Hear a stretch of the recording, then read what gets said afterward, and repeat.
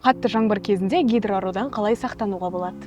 Ең алдымен гидроару деген не екеніне тоқталып өтейік. Қарапайым тілмен айтқанда, бұл қозғалтқышқа су кіріп, ауыр зақым алуы. Мұндай жағдайда көлік жүрісін тоқтатады. Ал кейін сервиске апарғанда бұны жөндету үшін 100 мыңдаған теңге кетуі мүмкін. Ал гидроаруға ұрыну өте оңай, тек терең шалшыққа кіріп кетсеңіз жеткілікті. Егер сіз қатты жаңбырға тап болсаңыз, мына кеңестерге назар аударыңыз. Бірінші кеңес, шалшықтың деңгейін бағалаңыз. Егер шалшықтың деңгейі бампердің төменгі жағынан жоғары болса, онда тәуекелге бармай айналмалы жол іздеңіз.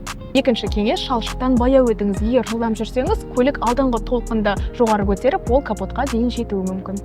Үшінші кеңес, қашықтықты сақтаңыз. Алдыңғы көлік оңға немесе солға бұрылғанда толқын туындайды. Бұл су деңгейін көтеріп, сіздің көлігіңізге қауіп төндіруі мүмкін.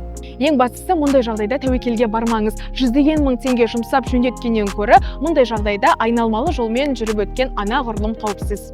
Осындай пайдалы ақпараттан үнемі хабардар болып отыру үшін әлеуметтік желілердегі Protachki.kz парақшасына жазылыңыздар.